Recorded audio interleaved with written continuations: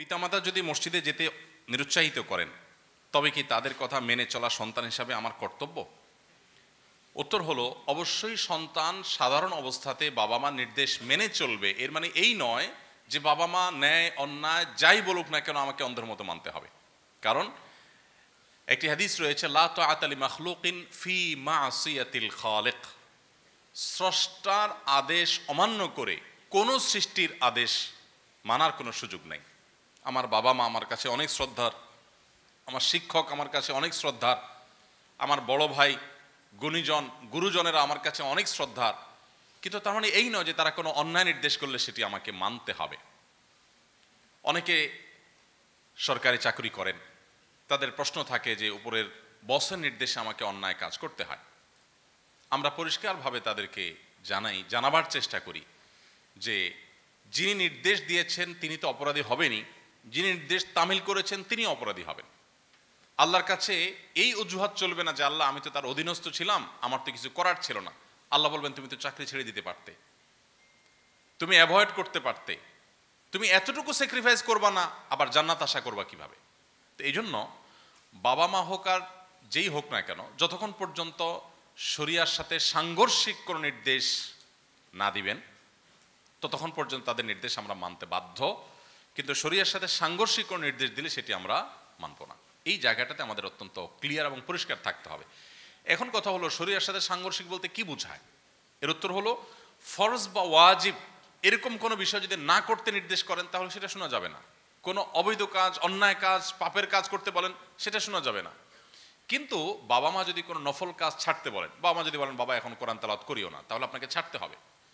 বাবা মা যদি বলেন তুমি এখন নফল নামাজ পড়বে না, তাহলে নামাজ আপনাকে ছাড়তে হবে, কারণ নফল নামাজ চাইতে বাবা মার নির্দেশ মানাটা গুরুত্বপূর্ণ। এই যে প্রায়োরিটি বোঝা, ইসলামের ক্ষেত্রে আমরা বেশিরভাগ মানুষ প্রায়োরিটি বুঝি না। না বোঝার কারণে আমরা কিন্তু সদিচ্ছা থাকা সত্ত্বেও ইসলাম থেকে বিচ্যুত হচ্ছি বা আল্লাহর নির্দেশ থেকে বিচ্যুত হয়ে যাচ্ছি। বাবা মার নির্দেশকে এত গুরুত্ব দিতে হবে, ইভেন আপনার বাবা মা যদি বলেন যে তুমি আর পড়াশোনা করার দরকার নাই বাবা, তাহলে আপনার জন্য পড়াশোনা করা কিন্তু ইসলামী শরিয়ার দৃষ্টিকোণ থেকে জায়েজ নাই।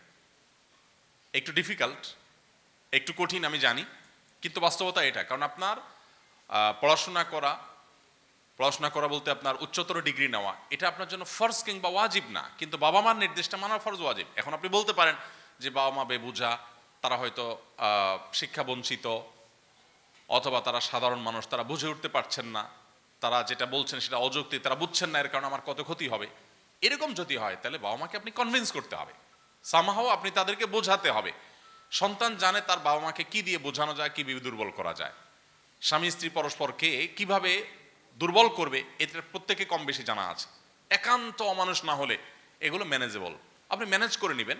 কিন্তু কোনোভাবে তাদেরকে হার্ট করে তাদের মতের বিরুদ্ধে গিয়ে আপনি যা খুশি তা করতে পারেন না। হ্যাঁ, তারা যদি আপনাকে বলে বাবা এ বয়সে দায় রাখছিস কেন, বল জঙ্গি মামলায় ফাঁসাই দিবে তো, এই কারণে যদি বলে যে দায় রাখিস না, তাহলে বাবা মার সেই নির্দেশ মানা যাবে না। কারণ দায় রাখার নির্দেশ নবী সাল্লাল্লাহু আলাইহি ওয়াসাল্লাম করেছেন। এখানে বাবা মার সাথে বেয়াদবিও করা যাবে না, বিনয়ের সাথে নিজের অপারগতাটা প্রকাশ করতে হবে। আল্লাহ তাআলা কোরআন কারিমে বলেছেন যে তারা তোমাদেরকে যদি, অর্থাৎ বাবা মা যদি তোমাদেরকে শিরিক করতে নির্দেশ করে, ফালা তুতি'হুমা, তবে তাদের সেই নির্দেশ মানবে না, কিন্তু মনে রাখবে ওয়াসাহিবহুমা ফিদ দুনিয়া মা'রুফা, তুমি তাদের সাথে দুনিয়াতে জীবন যাপন করতে হবে, সংসার করতে হবে অত্যন্ত সুন্দরভাবে। তোমার বাবা যদি অন্য ধর্মাবলম্বীও হয়, তুমি তার সাথে দুর্ব্যবহার করবার কোনো রাইট তোমার নেই। অতএব এই জায়গাটাতে আমাদের ব্যালেন্স করতে হবে। আমার সূরা মুলক মুখস্থ আলহামদুলিল্লাহ। এখন যদি আমি ঘুমানোর সময় আমার আম্মু আব্বুকে শুনাই, তবে কি হাদিসে বর্ণিত সূরা মুলক পাঠের ফজিলত আমরা তিনজনেই পেতে পারি কিনা? মাশাআল্লাহ, খুব চালাক ছেলে বোঝা গেছে। আপনারা জানেন রাতে সূরা মুলক পাঠ করা সুন্নাত, আবার শুক্রবারে সূরা কাহাফ তেলাওয়াত করা সুন্নাত। প্রশ্নকর্তার প্রশ্ন হলো যে আমি একটু জোরে তেলাওয়াত করলাম, আমার আব্বু আম্মু শুনলেন, তাতে এই একজনের পাঠে তিনজনের তেলাওয়াতের সওয়াব আদায় হয়ে যাবে কিনা? মাশাআল্লাহ। নিশ্চয়ই আপনি মেডিকেল কলেজে ভর্তি না হয়ে আমার মনে হয় কমার্শিয়াল কোনো সাবজেক্টের পড়াশোনাগুলো ভালো হতো। লাভ লসের বিষয়টা আপনি খুব ভালো বোঝেন মাশাআল্লাহ। আপনি ডাক্তার হলে তো ভয় আছে, রোগীর জন্য আপনি প্রেসক্রিপশন কিভাবে করবেন, কোন হিসাব নিকাশ করেন, টেনশনের বিষয় আছে। যাই হোক, কিন্তু প্রশ্নটা গুরুত্বপূর্ণ, সেজন্য আপনাকে ধন্যবাদ দিতেই পারি। অনেক স্কলারগণই এক্ষেত্রে শোনা এবং তেলাওয়াতকে সমান মনে করে তিনজনের পক্ষ থেকে যথেষ্ট বলেছেন। তবে আমার কাছে অধিকতর বিশুদ্ধ মনে হয় ভিন্ন মতটা। কাতার ভিত্তিক ফতোয়ার বিশ্ববিখ্যাত ওয়েবসাইট মার্কাজুল ফতোয়া ইসলাম ওয়েব, সেখানে মুফতিদের ফতোয়া রয়েছে, আরও বেশ কয়েকটা বিশ্ববিখ্যাত মুফতিদের ফতোয়া রয়েছে যে হাদিসে যেখানে পাঠ করার কথা বলা হবে, নবী করিম সাল্লাল্লাহু আলাইহি ওয়াসাল্লামের প্রতিটি শব্দ গুরুত্বপূর্ণ। তিনি সূরা মুলক পাঠ করতে বলেছেন, সূরা কাহাফ পাঠ করতে বলেছেন। সো এটার সুবিধা, এটার উপকারিতা, এটার সওয়াব এবং রিওয়ার্ড পেতে আপনাকে পাঠ করতে হবে, শোনাটা এখানে যথেষ্ট না।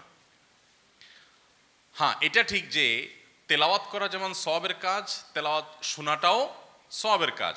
নবী করিম সাল্লাল্লাহু আলাইহি ওয়াসাল্লাম আব্দুল্লাহ ইবনে মাসউদ রাদিয়াল্লাহু তাআলা আনহুকে একবার বলেছেন, তুমি একটু তেলাওয়াত করো, আমি শুনবো। তিনি অবাক হয়ে বলেন, হে আল্লাহর রাসূল, আপনার উপর কোরআন নাজিল হয়, আমি আপনাকে শোনাবো? তিনি বলেন, হ্যাঁ, আমার ইচ্ছে করছে তোমার কাছ থেকে শুনি। এভাবে বিভিন্ন সাহাবীদের কাছ থেকে নবী করিম সাল্লাল্লাহু আলাইহি ওয়াসাল্লাম তেলাওয়াত শুনেছেন এবং তেলাওয়াত শোনার বিপুল পরিমাণ সওয়াবের কথাও বলেছেন। মাঝে মধ্যে তেলাওয়াত শুনতেও হয়, সেটার আলাদা ফ্লেভার আছে, আলাদা অনুভব আছে, সন্দেহ নেই। কিন্তু সকাল সন্ধ্যার দোয়া যেগুলো পাঠ করতে বলা হয়েছে, এগুলো আপনাকে পড়তে হবে, এটা শোনা যথেষ্ট না। আপনি শুনলেন, শোনার সাথে সাথে আপনি আওড়ালেন, তাহলে সেক্ষেত্রে সেটি যথেষ্ট হতে পারে। জুলুমের শিকার হয়ে কেউ মারা গেলে তার খুনিকে আল্লাহ তাআলা জাহান্নামে দিবেন। প্রশ্ন হলো, তাতে নিহত মাজলুম ব্যক্তির কি লাভ হলো? মাশাআল্লাহ, প্রয়োজনীয় প্রশ্ন। একজন মানুষকে খুন করলেন। এখন যিনি খুন হয়েছেন তার তো দুনিয়ার সব সম্পর্ক থেকে ছিন্ন হয়ে গেলেন, বঞ্চিত হয়ে গেলেন, অনেক বেশি ক্ষতিগ্রস্ত হয়েছেন, সেটা বলার অপেক্ষা রাখে না। প্রশ্ন হলো যে খুনি দুনিয়াতে কোনোভাবে পার পেয়ে গেল, কোনো বিচার তার হলো না, আল্লাহ বিচার করলেন, জাহান্নামে দিলেন। তাহলে এখন যিনি খুন হলেন, প্রশ্নকর্তা জানতে চাচ্ছেন যে তার তো অনেক ক্ষতি হয়েছে, এর শাস্তি হলে বুঝলাম, তার ক্ষতিপূরণটা কই হলো? এই প্রশ্নের উত্তর হলো, দুনিয়াতে মানুষের অধিকার যখন মানুষ নষ্ট করে, সে অধিকার নষ্টের বিচার কিভাবে হবে, এই প্রসঙ্গে নবী করিম সাল্লাল্লাহু আলাইহি ওয়াসাল্লাম একটা হাদিস রয়েছে। সেই হাদিসটি হলো, আল্লাহ রাব্বুল আলামিন কিয়ামতের ময়দানে মানুষকে যখন সমবেত করবেন, সবার বিচার করবেন, সেদিন কিছু মানুষ আছে যারা অনেক ভালো কাজ করেছে কিন্তু মানুষের অধিকার নষ্ট করেছে, কাউকে গালি দিয়েছে, কাউকে আঘাত করেছে, কারোর প্রতি অন্যায় আচরণ করেছে, কারোর কাছ থেকে ঘুষ আদায় করেছে, কাউকে খুন করেছে, নানাভাবে মানুষের হক নষ্ট করেছে। এই মানুষটা যিনি অনেক ভালো কাজ করে গেছে, অনেক মানুষ আছে দেখবেন আপনাদের সমাজেও, আমাদের সমাজেও, সব জায়গায় আছে দেখবেন যে একটা সময় খুন খারাপই করতো, বুড়া বয়সে হাজী সাহেব হয়ে গেছে, আছে না? একসময় খুন খারাপই করছে প্রচুর, এরপরে কি হয়ে গেছে? লম্বা দাড়ি, জুব্বা, মসজিদ কমিটির সভাপতি সেক্রেটারি, মাহফিল কমিটির সভাপতি সেক্রেটারি, হুজুররাও সবাই মারহাবা দেয়, কারণ সব হুজুরকে হাদিয়া দেয়, দাওয়াত দেয়, খাওয়ায়। এরকম যারা আছেন, নবী সাল্লাল্লাহু আলাইহি ওয়াসাল্লাম তাদের সম্পর্কে বলেছেন, তোমরা কি জানো আতাদরুনা মাইল মুফসিদ, সবচেয়ে বেশি ভিখারি, সবচেয়ে বেশি অসহায় হতদরিদ্রকে? সাহাবীরা বললেন, ইয়া রাসূলুল্লাহ, আমরা তো জানি যার টাকা পয়সা নাই সে হতদরিদ্র। নবীজি বলেছেন, আরে না, সে তো হতদরিদ্র বটে, আমি তাকে মিন করিনি। এই লোকের আজকে টাকা পয়সা নেই, আরেকদিন আসবে, আজকে নাই কালকে হবে। কিন্তু সবচেয়ে বেশি হতদরিদ্র হবে সেই ব্যক্তি, যে ব্যক্তির কিয়ামতের ময়দানে অনেক আমল নিয়ে আসবে, সে মোচেতে তাও দিয়ে যাবে, জান্নাতে যাবে, এই আশা নিয়ে আসবে, কিন্তু সে ওই যে কাউকে মেরেছে, কাউকে আঘাত করেছে, তার সেই কাজের কারণে, সে অপরাধের কারণে যার হক নষ্ট করেছে তার আমল নামাকে সব ট্রান্সফার করে দেওয়া হবে যার হক নষ্ট করেছে তাকে।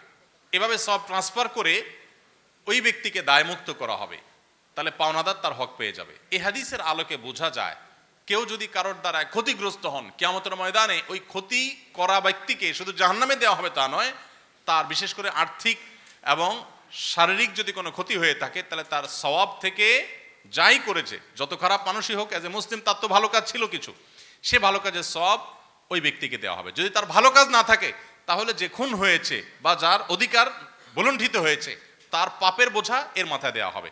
এভাবে আল্লাহ রাব্বুল আলামিন বিচার করবেন। সবচেয়ে বড় কথা হলো, আল্লাহ তাআলা আহকামুল হাকিমিন, তিনি কিভাবে ন্যায় বিচার করবেন তিনি ভালো জানেন। আমরা অনেকে নিজেদের যে মিটার, এটা দিয়ে মেপে আল্লাহ তাআলার ব্যাপারটাকে আমরা বোঝার চেষ্টা করি।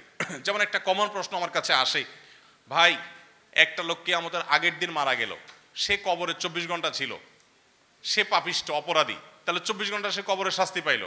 আরেকজন 1000 বছর আগে মারা গেছে, সে 1000 বছর ধরে কবরে শাস্তি পাচ্ছে, তাহলে দুজনের প্রতি সমান শাস্তি কিভাবে হইল? বৈষম্য হলো না? এটা অনেকে প্রশ্ন করেন। এই প্রশ্ন অবান্তর এই জন্য যে আপনার নিজের কাছে একটা টেপ আছে, মিটার আছে, আপনি এই মিটার দিয়ে আল্লাহ তাআলার জাজমেন্টকে মাপার চেষ্টা করছেন। এই জায়গাটাতে ভুল। আল্লাহ তাআলা ন্যায় বিচার করবেন, কিভাবে করবেন তিনি ভালো জানেন। এখন আপনি মনে হচ্ছে যে এভাবে না হলে একজন 1000 বছর কবরে শাস্তি পেয়েছে, আরেকজন কিয়ামতের ইসরাফিলের সিংহা ফুৎকার দ্বারা একদিন আগে মারা গেল, সে মাত্র 24 ঘন্টা কবরে ছিল, দুজনই সমান অপরাধ করেছে, তাহলে শাস্তি একজন 1000 পাইলো, আরেকজন একদিন পাইলো, তাহলে সাম্য কিভাবে হলো? আল্লাহ সাম্য করবেন, কিভাবে করবেন সেটা আপনার টেনশন করার দরকার নাই। আমি একটা আইডিয়া দিই কিভাবে করবেন, আল্লাহ ভালো জানেন। আমি একটা আইডিয়া দিই। ধরুন আপনি একজনের পিঠে, একজন একটা অপরাধ করেছে, তার পিঠে আপনি 10টা বাড়ি দিলেন, 10টা আঘাত করলেন। আরেকজন সেম অপরাধ করেছে, তাকে আপনি একটা আঘাত করলেন, কিন্তু একটা ওজনে ওই 10টার দ্বিগুণ। হতে পারে কি পারে না? অথবা একটা ওই 10টার সমান। তাহলে আমি একজনকে 10টা আঘাত করে যে শাস্তি দিব, আরেকজনকে একটা আঘাত দিয়ে সেম শাস্তি দেওয়া সম্ভব কি সম্ভব না? বরং তার চাইতে বেশি শাস্তি দেওয়াও সম্ভব। কারণ একটার ওজন যদি 10 মণ হয় আর বাকি 10টা যদি হয় 10 করে, তাহলে অনেক বেশি গুণ এখানে। তো আল্লাহ রাব্বুল আলামিন একজনকে 1000 বছর শাস্তি দিয়ে যে শাস্তি দিবেন, আরেকজনকে একদিনে তার চেয়ে বেশি শাস্তি বা তার সমপরিমাণ শাস্তি দেওয়া সম্ভব কি সম্ভব না? এখন আল্লাহর ইস্যুটাকে আমরা আমাদের মতো করে ঠিক করে দিই যে আল্লাহ কিভাবে কি করবেন। অতএব দুনিয়াতে কেউ যদি জুলুমের শিকার হয়, আখিরাতে আল্লাহ রাব্বুল আলামিন সেই জুলুমের বিচার অবশ্যই করবেন। কিভাবে করবেন সেটা আল্লাহ তাআলা সবচাইতে ভালো জানেন।